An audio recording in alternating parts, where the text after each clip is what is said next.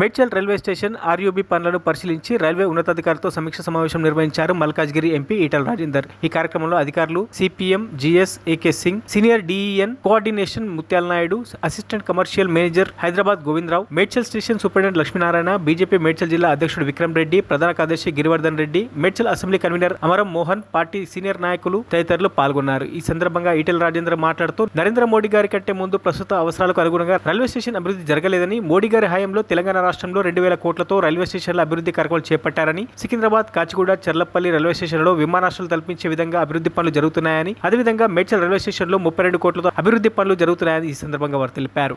బొల్లారం, సికింద్రాబాద్, మేడ్చల్ లాంటి స్టేషన్లు ఇప్పుడు బ్రిటిష్ కాలంలో ఉండేటువంటి ఫెసిలిటీస్ కొనసాగుతూ వచ్చాయి.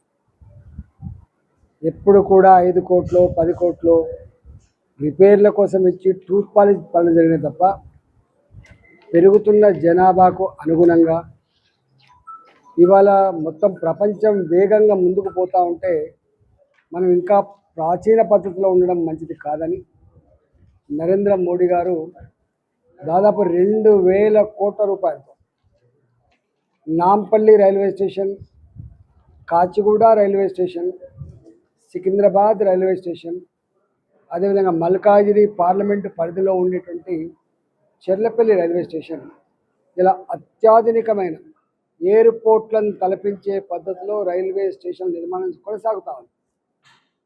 ఇవాళ ఈ మేడ్చల్లో కూడా 32 కోట్ల రూపాయలతో అధునాతనమైనటువంటి రైల్వే స్టేషన్ నిర్మాణం జరుగుతూ ఉంది.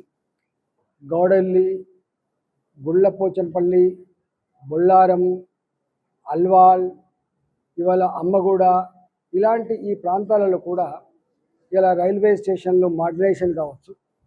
అదేవిధంగా ఎంఎంటీఎస్ రైళ్ళు వచ్చిన తర్వాత అక్కడక్కడ ప్రజలు మాకు రైల్వే స్టేషన్లు కావాలి, మేము 4 కిలోమీటర్లు 5 కిలోమీటర్లు పోయేటువంటి ఆస్కారం ఉండదు. కాబట్టి సిటీలలో పెద్ద పెద్ద నగరాలలో ఇవాళ మెట్రో రైళ్లకు కిలోమీటర్కి ఎంత ఫెసిలిటీ ఇచ్చిందో ఎంఎంటీస్ కూడా అట్లాంటి ఫెసిలిటీ ఇవ్వాలన్నటువంటి సంకల్పంలో భాగంగా ఇవాళ నేను రైల్వే మంత్రి గారిని కలిసినప్పుడు సికింద్రాబాద్ హెడ్ ఆఫీస్లో ఉన్నటువంటి అధికారులని మీకు జత చేస్తాను.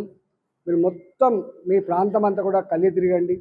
ఎక్కడ కొత్త స్టేషన్లు కావాలి, ఎక్కడ కొత్త రైళ్లు కావాలి, ఎక్కడ అండర్ పాస్లు కావాలి, ఎక్కడ ఓవర్ పాస్లు కావాలి, ఎక్కడ స్టేషన్లు మోడర్నైజ్ చేయాలి, ఇలాంటి అనేక విషయాల మీద వారితో చర్చించినప్పుడు వారు మాకు స్థానికంగా ఉండేటువంటి అధికారులు